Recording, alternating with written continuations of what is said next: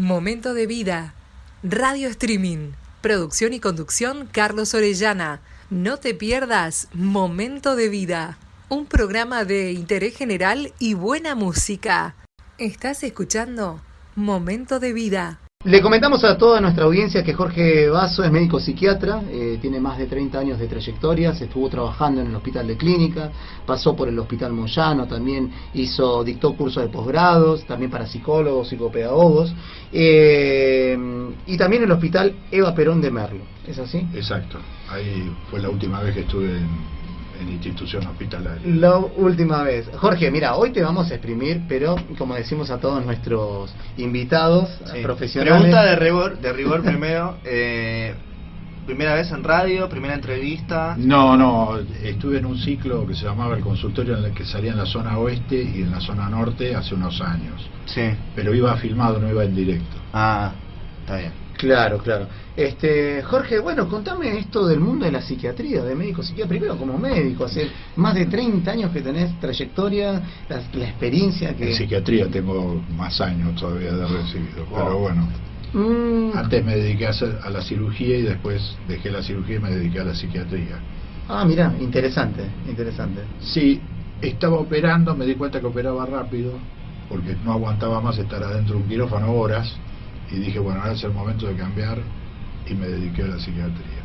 Y es lo mejor que pude haber hecho, por lo menos para mí. Sí, desde entonces vivo para ahí. Te quedas con eso. Sabes que nosotros te comentamos que nuestro programa está dedicado a la salud, a la educación y a la música.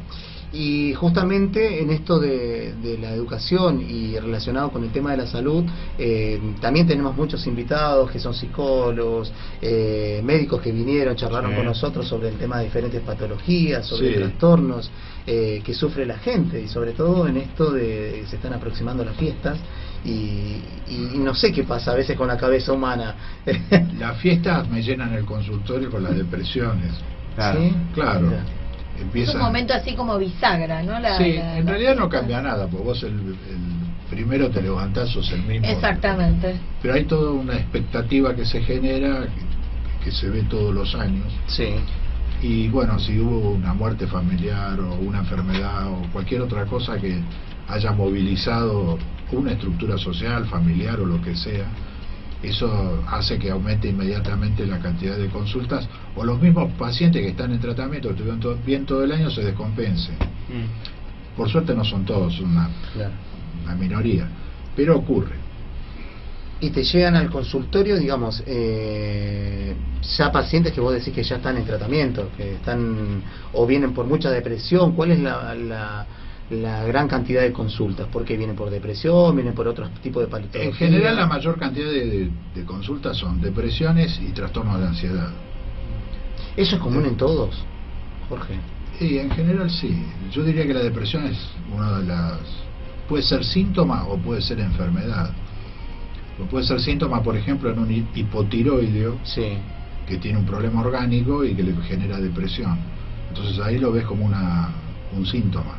Pero puede ser una enfermedad en sí misma, o sea, aparece de la nada.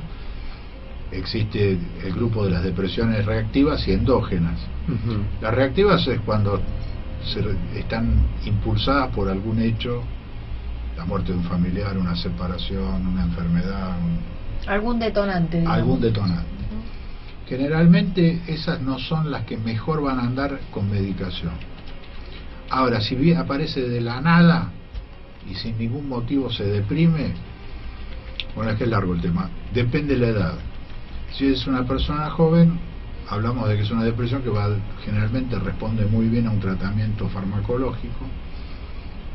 No obstante, para que no se enojen los psicólogos, pueden tener terapia o no, depende de la voluntad del paciente, yo lo dejo elegir a él, salvo que yo vea algo que justifique, mira, para completar el tratamiento tenés que hacer terapia.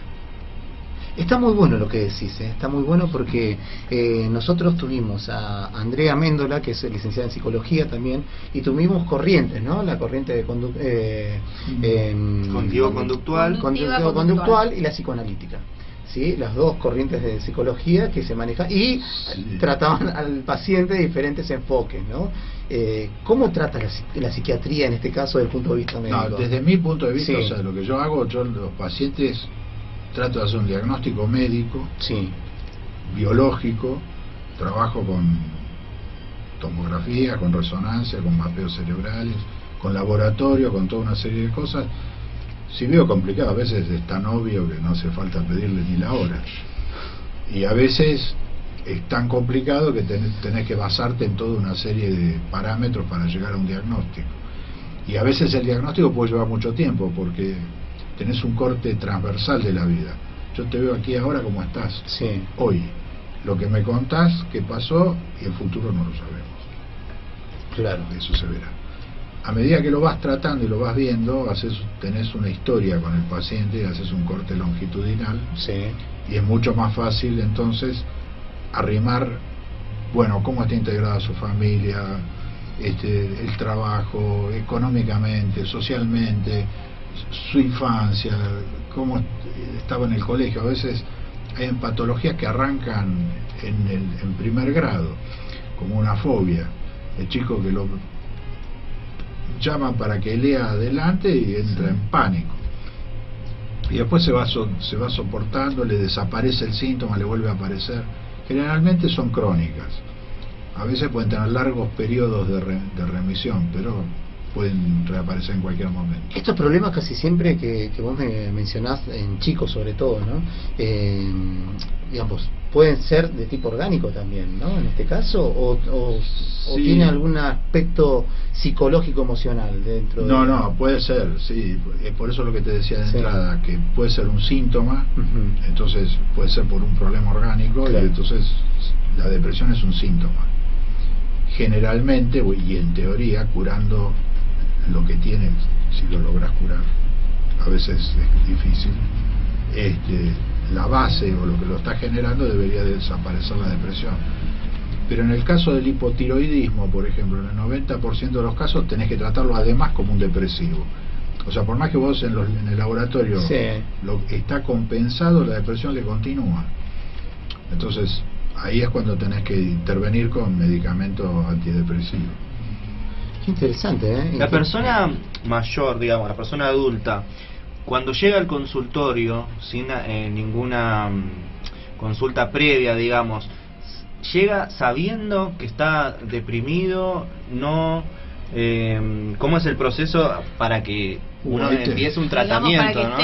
Claro, porque a veces se dice, bueno, claro, por ahí dice, bueno, no, estoy bajoneado, depende más allá de las fechas, ¿no? De que ahora, bueno, estamos cerca de las fiestas, pero no, estás triste, estás bajoneado. ¿Qué punto, cuál es el límite de decir, bueno, estoy bajoneado, estoy triste? Decir, bueno, estoy atravesando un proceso de depresión, fuerte o no, pero proceso de depresión al punto, digamos. Mira, ahí haces una pregunta interesante pero compleja. A veces el diagnóstico es tan fácil como que viene el paciente y te lo da él, estoy deprimido. Claro, por eso digo, es el diagnóstico. Después empezar a ver si encontrás una causa de por qué está deprimido. Si es solamente porque llega a fin de año y se le murió el perro, generalmente cuando se va de vacaciones se solucionó el problema. En un adulto, tampoco quiero asustar a la gente, pero cuando aparece de la nada una depresión en un adulto mayor de 60 años, sin antecedentes, y empezar a buscar problemas cognitivos, depende de la edad. En el caso de la depresión. En el caso de la depresión. Está bien. Y la depresión y los trastornos de ansiedad comparten casi todos los patrones neuroquímicos. Generalmente, y de hecho hay una que es la depresión ansiosa que describe Leonard magistralmente, donde se ve, es muy grave. Afortunadamente no es muy común, pero cuando al que le toca, digamos, es padecimiento bastante... ¿Cuáles son los síntomas de los tipos de depresión que está mencionando? La depresión es en sí una gran simulación. Por ahí la persona vos la ves está todo fenómeno y de repente cuando vas escarbando, por ejemplo, tuve un caso bastante emblemático de una mujer que me consulta porque le pegaba con violencia a 2 hijos chiquitos que tenía y ella misma estaba preocupada por la irritabilidad, y en realidad el síntoma era la irritabilidad, sí. Y buscando tenía problemas con el marido, problemas con el alcohol, problemas con...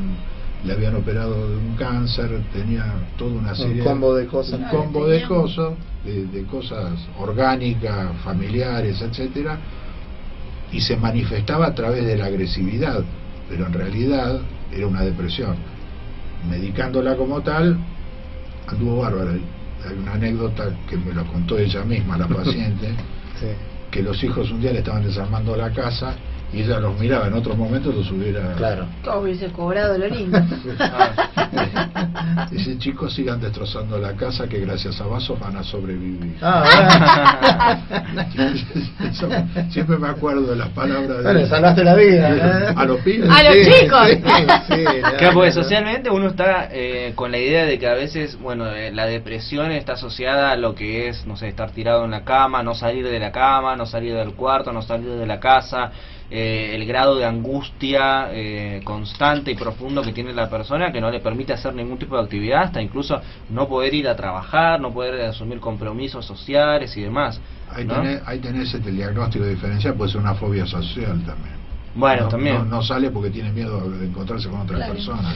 Jorge, te interrumpo. Tenemos sí. Mensajes de nuestros oyentes. Bueno, Lorelei Marta Vázquez Oteros dice no al cierre, bueno, de los hospitales psiquiátricos.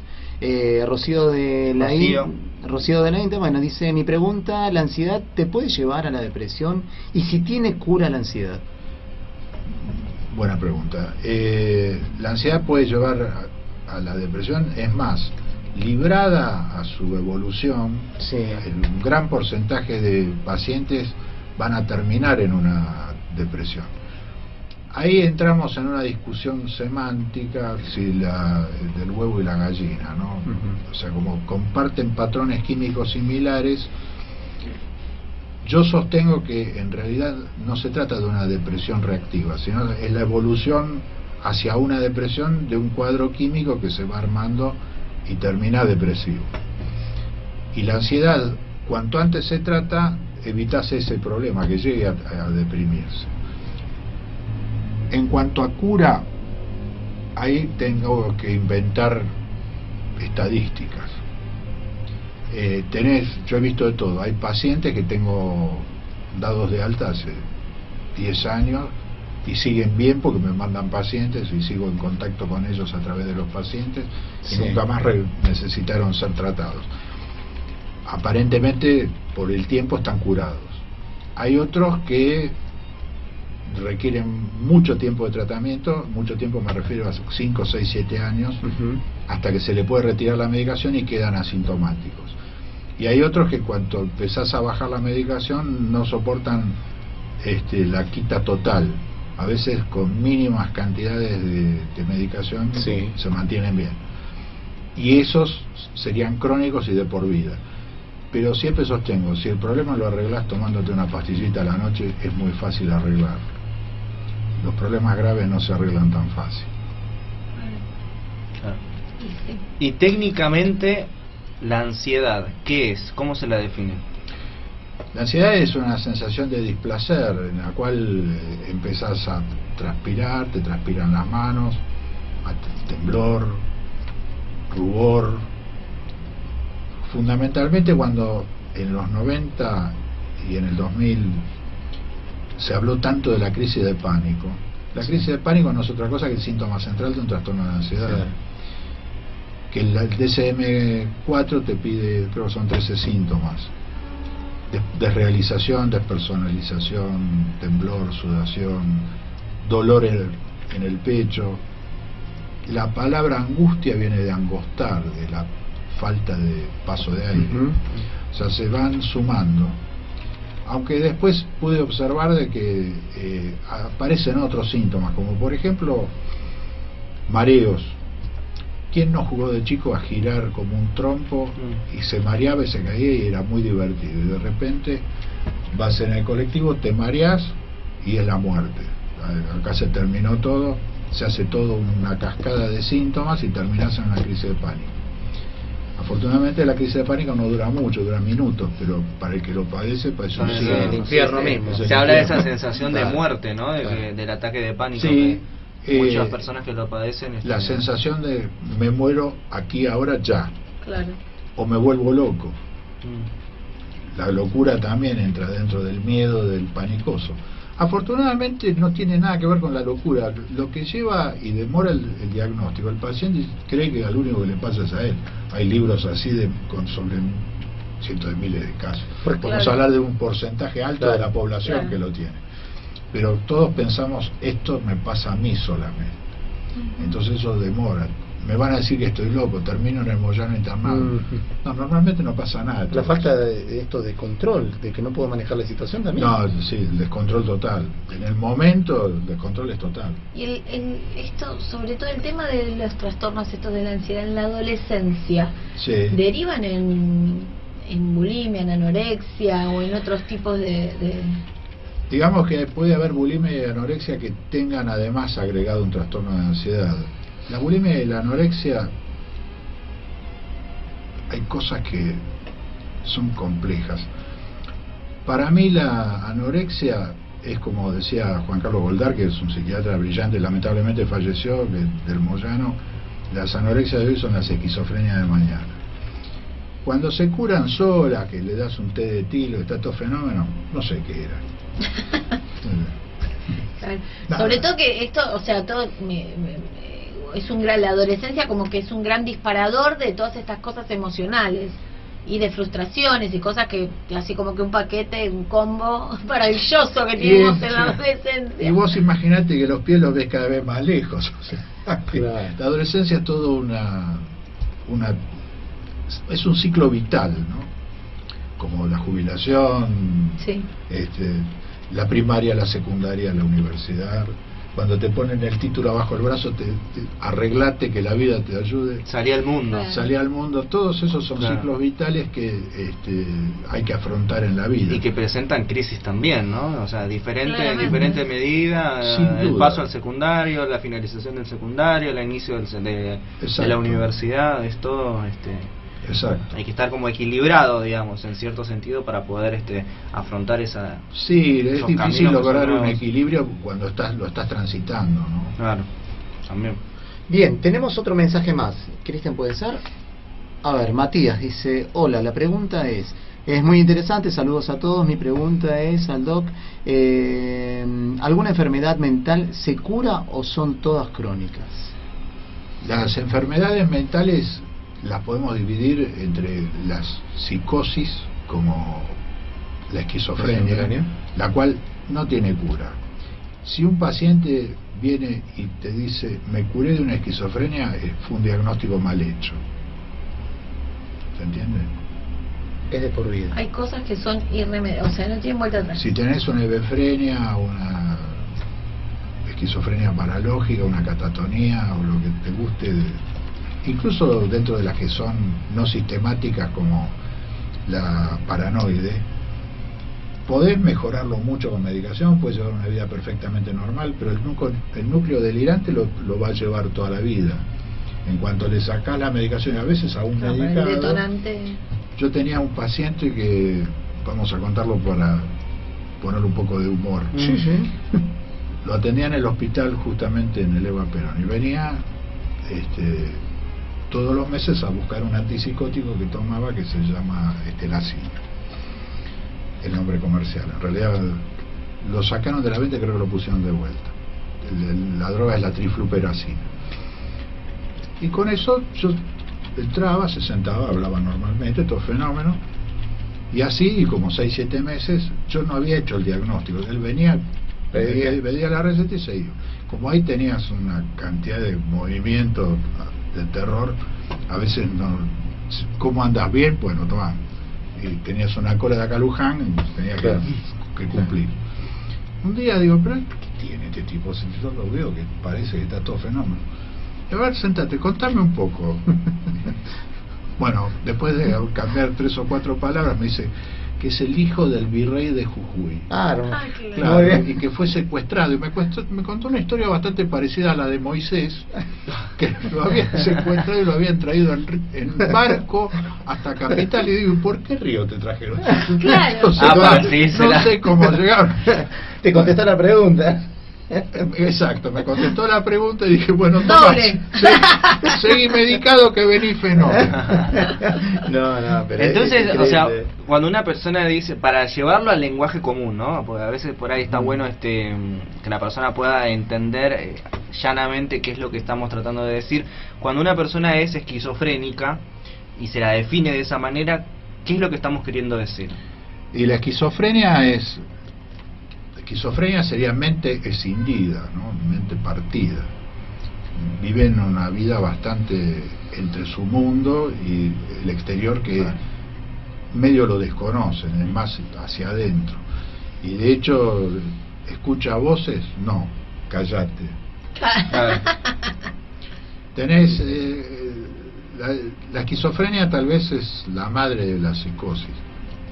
Como siempre tenemos leve, moderado y grave. A veces hay casos leves que son compatibles con una medicación y pueden llevar una vida normal.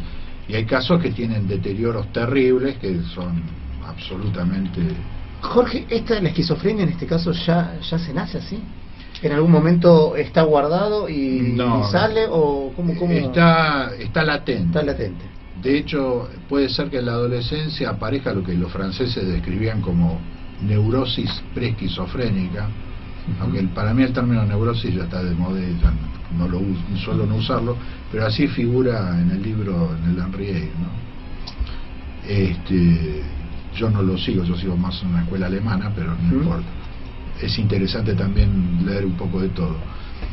Y se va gestando y empiezan a tener conductas bizarras. Bizarras, derivado del inglés, que quiere decir extravagante, ¿no? Porque en castellano quiere decir otra cosa.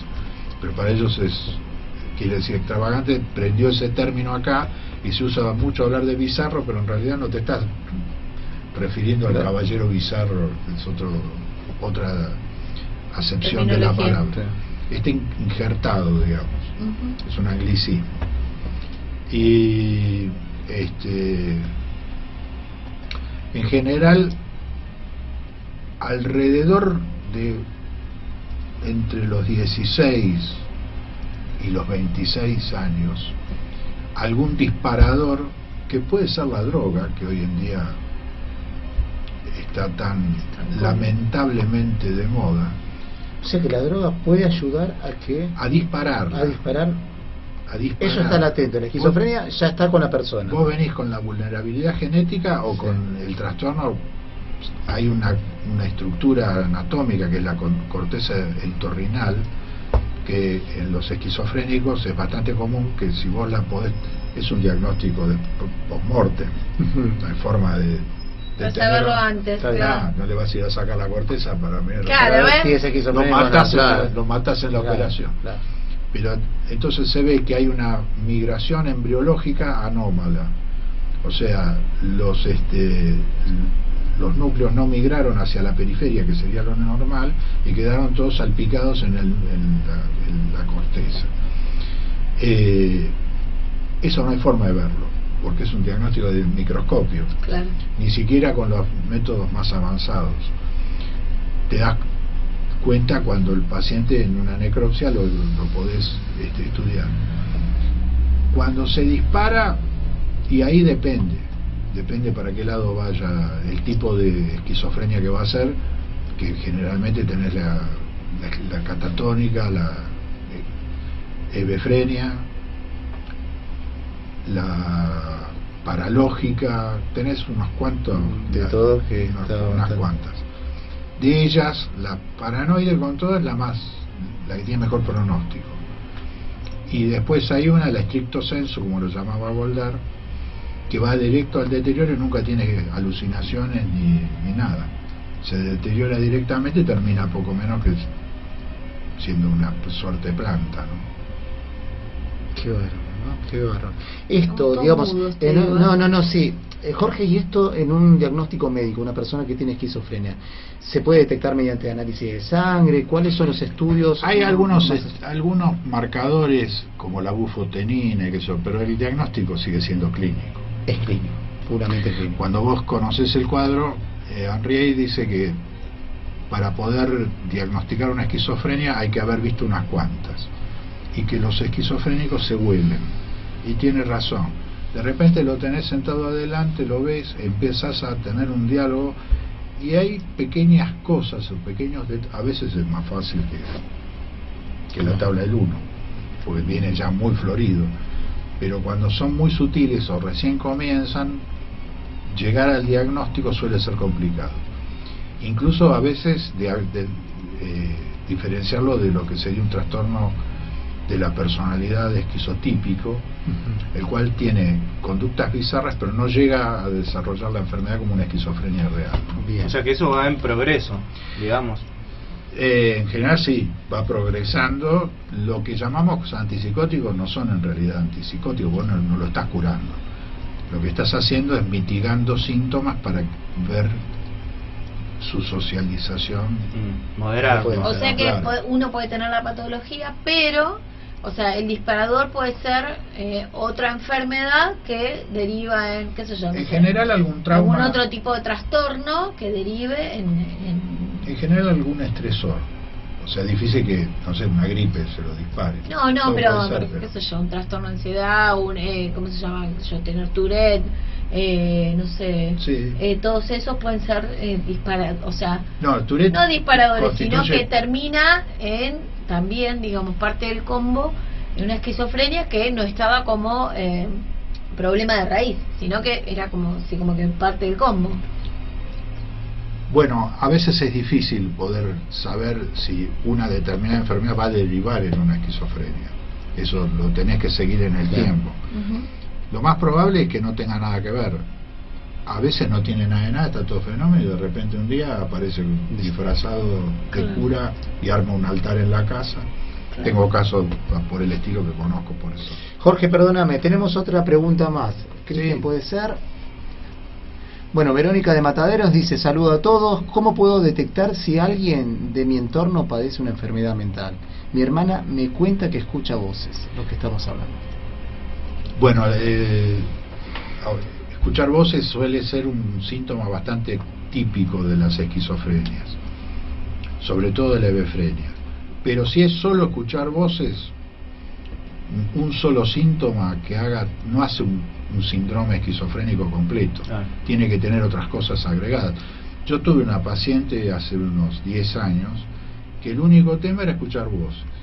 Le di 1 miligramo de alopidol, desaparecieron las voces y andaba fenómeno. Le sacabas el miligramo, volvían las voces. Aparecieron. Claro, entonces le dije: mira, tomalo toda tu vida y Y no escuchas nada. No escuchas nada. La atendí un tiempo, pues yo me fui de ese consultorio, no la vi más. Supongo que si la trató otro que la vio como la vi yo, Claro. seguramente lo sigue tomando. Es bastante complejo la cabeza humana, ¿no, Jorge? Es un mundo que... Solo sé que no sé nada. Con más lo conoces, más conoces a la gente, más hablas, más escuchás, más aprendés, menos entendés. Hay cosas que son muy difíciles de entender. Esto se mezcla con otras patologías que pueden ser orgánicas, pueden ser trastornos de personalidad. O sea, nosotros dividimos y clasificamos para entender nosotros, pero en el cerebro ocurre todo al mismo tiempo. Claro. Claro. Y volviendo al tema de la depresión, ¿no? ¿Qué tips podemos, o sea, si nosotros sabemos que tenemos un amigo, un familiar o alguien así, alguien cercano que tiene depresión y que dice, sí, y tiene esos días que no se quiere levantar de la cama o no quiere salir de la casa, o sea, ¿qué podemos hacer nosotros como para ayudarlos a salir salgan, adelante? a que, no sé, una pavada, que se bañen, lo que sea, que cambien, Mira, o sea, por ahí podés ayudarlo a que se bañe, hacer lo que quiera, pero eso no le va a solucionar el problema. no, claramente que no, pero Más bien explicarle: mira, estás mal, pedí ayuda, y que busque. Puede empezar teniendo una entrevista con algún psicólogo para ver la primera fase, y después, si hace falta, llegar que lo derive a un psiquiatra. O puede venir directamente a ver un psiquiatra. Si me ve a mí y yo considero que no es para medicar, le voy a decir: mira, búscate a alguien para hacer, o yo conozco O una terapia. una terapia, y ves cómo seguís progresando. A partir de ahí después tomás decisiones. Tenemos otra pregunta más.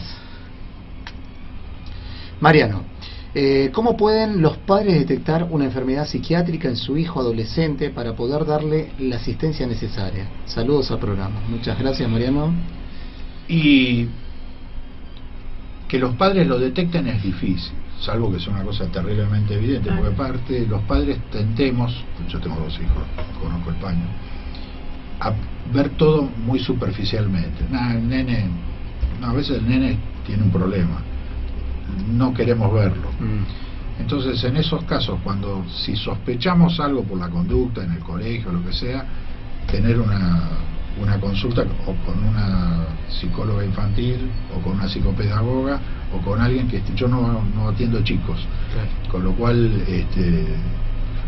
a ver, no es que no me gusten los chicos, el tema es que cuando atendés un chico atendés al padre, a la madre, el hámster, a la abuela, toda la familia, claro, y te vienen en malón y el nene, claro, vos no sabes si es la víctima de todo eso como ya y con el adulto, ¿cuál sería la diferencia?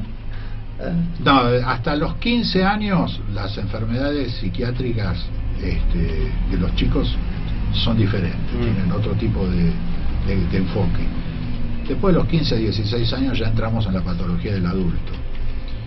Igual hasta los 18, 19 años conviene que lo siga viendo alguno que se dedique a psiquiatría infanto-juvenil. Y después cuando llega a la adultez, ya no dependa tanto del vínculo de la familia, digamos, más cercana. Exacto. Claro. Nosotros, sabes que justamente yo doy un taller de canto, ¿no? Y relacionado a la musicoterapia, utilizamos... ¿Vos me escuchaste ladrar? Sí, yo también escuchaba, no, acá canta también Jorge. Muy generoso acá. Hay muchos casos también, y sobre todo cuando uno trabaja con la musicoterapia, muchos trastornos de ansiedad también, y llevado al pánico escénico, de subir a un escenario, cómo voy a hablar, cómo voy a expresarme, cómo voy a manejarme en ciertas situaciones. También está relacionado un poco con lo que vos decís. El problema es que muchas veces esta gente que por ahí llega a practicar canto, vienen, mira, quiero cantar, quiero cantar, y en esto de quiero cantar también uno va saltando, porque la persona cuando sube en el escenario empieza a mostrar otra faceta, otra cara también, y salen todos estos disparadores de llantos, sale el disparador de miedo, de angustia profunda, de no querer hablar, de no querer decir nada, o bloqueos. Sí. Bloqueo. ¿Esto se soluciona todo con medicación? No. Hay una medicación que se usa que es un beta bloqueante que se usa en dosis altas de golpe para vencer el crack escénico. Sí. Pero tiene un problema, que suele bajar la presión terriblemente. Entonces es un arma de doble filo. Por ahí le da, el tipo sale alegremente, pero está todo blanco. Se desploma porque le cae la presión. Claro. Hubo un famoso actor que falleció que le pasó una vez en el teatro. El crack escénico lo tienen incluso actores con larga trayectoria, que lo aprendieron a vencerlo y tuvieron que trabajarlo. Yo más bien en esos casos diría practicar yoga, meditación, reiki, kebana, qué sé yo, pero alguna forma que te permita poder enfrentar eso sin necesidad de recurrir a la medicación. Sobre todo porque es un rato ahí. Ahora, si estás todos los días, todo el día con crisis, entonces ya hablamos de otra patología, ¿no? Bien, perfecto. Ya directamente un psiquiatra, un médico que... Exacto, ahí ya sí justifica medicar. Bien, perfecto. Tenemos otra consulta más. Felicita de Lugano dice: hola, recién me prendo al programa, no sé si ya tocó el tema, pero igual pregunto, ¿qué diferencias hay entre la ansiedad y la depresión? Ya lo estuvimos hablando, sí. Estuvimos comentando un poquito sobre esta diferencia, lo que va llevando una y lo que trae la otra, ¿no? En general suelen ir tomadas de la mano, en mayor o menor grado predominando una u otra. A veces es ansiedad pura, que después termina en una depresión, y a veces es una depresión ansiosa que ya viene el combo completo. Claro. Jorge, en esta fiesta están llegando momentos donde uno se pone más sensible, se pone más más melancólico, ¿no? Como comentabas antes vos, esto de las ausencias, estos momentos, estas situaciones que nos bloquean, que muchas veces pueden ser de tipo orgánico u otras veces son de tipo emocional simplemente. ¿Qué recomendás vos para la gente común que todos en cierta medida pudimos o se nos fue un familiar, ¿sí? En general ahí estás hablando de una situación de duelo. Los duelos hay que atravesarlos, elaborarlos y superarlos. Como decía, esto es más viejo, Buda ya lo decía, ¿no? Que el hombre que ama sufre y el hombre que odia sufre, porque tanto el odio y el amor son un afecto, son lo mismo.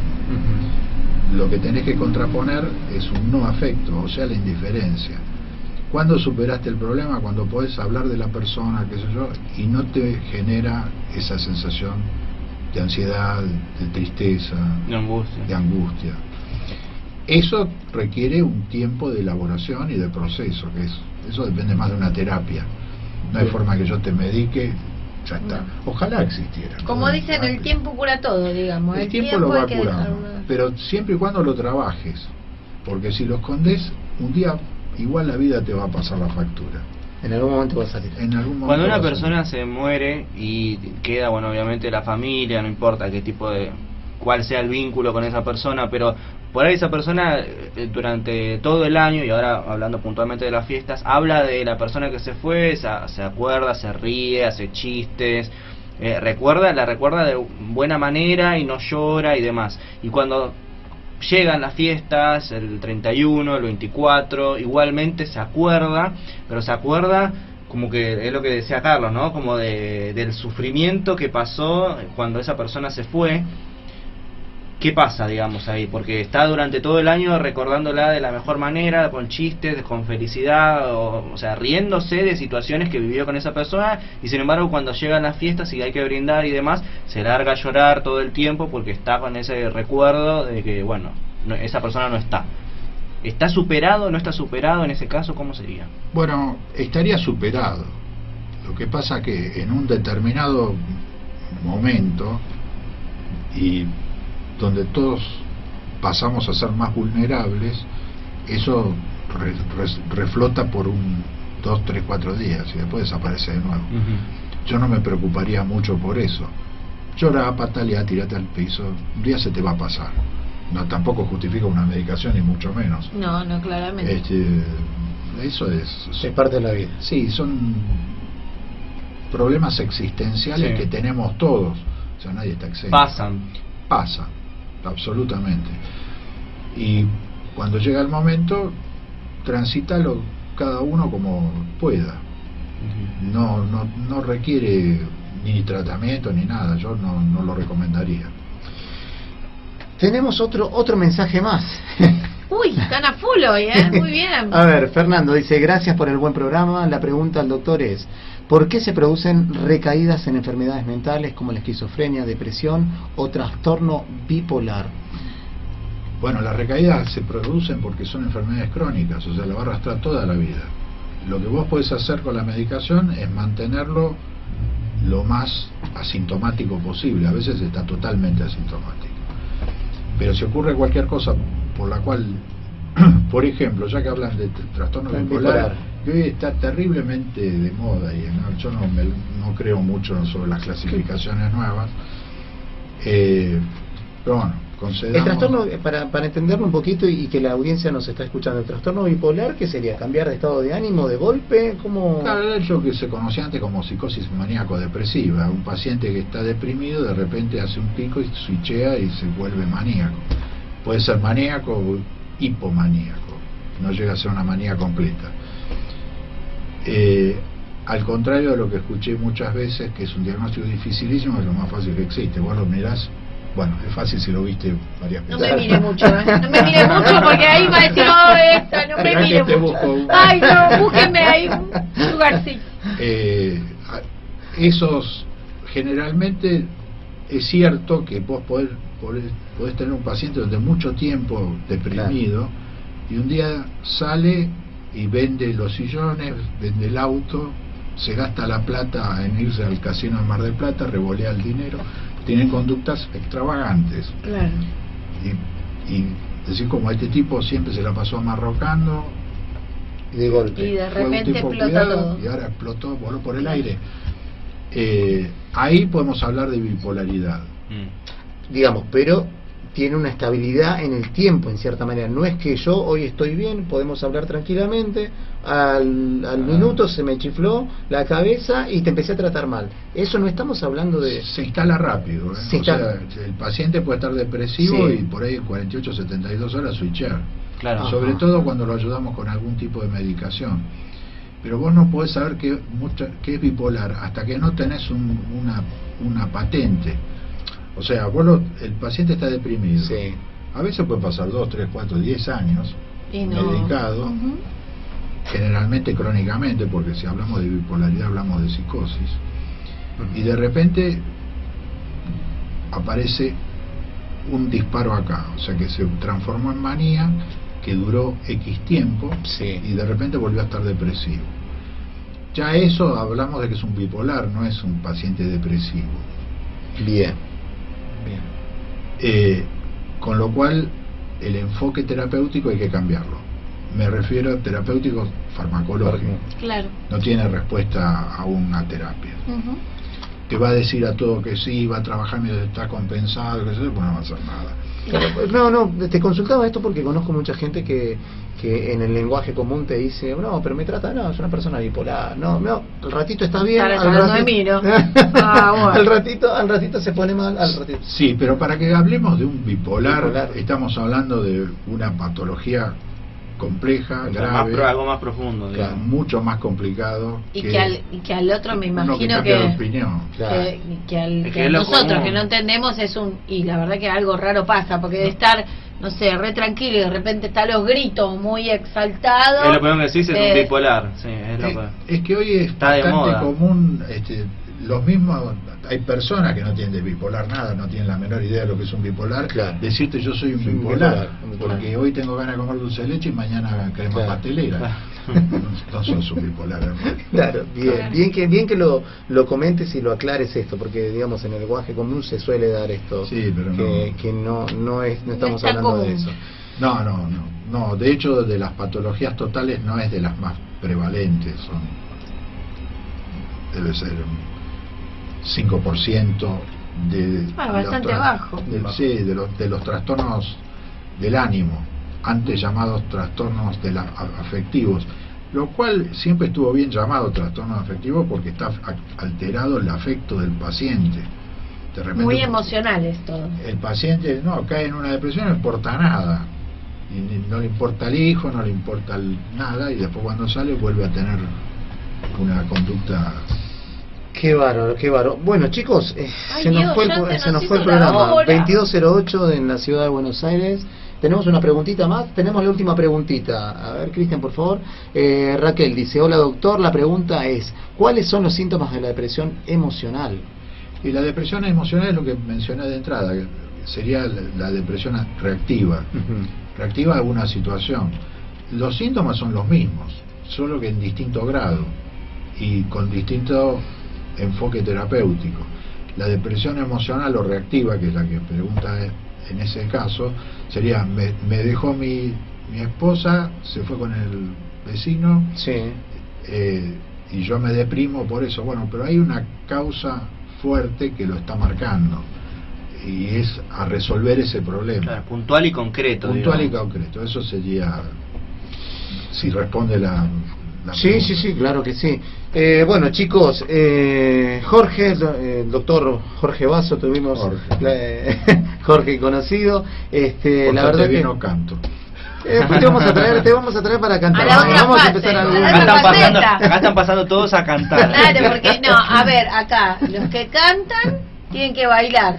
O sea, él quieren bajar a 0 de rating. No, subimos, pegamos así un saltazo, un pico. Chicos, pico bipolar. De venir así, bipolar. pegamos para arriba. 22:09 de la noche se nos fue el programa. Tuvimos en este programa de Momento de Vida al doctor Jorge Basso, que nos vino a hablar sobre diferentes patologías, nos vino a comentar sobre los trastornos emocionales que podemos padecer justamente en estas fiestas que se van acercando, que son momentos emotivos, son momentos para reflexionar.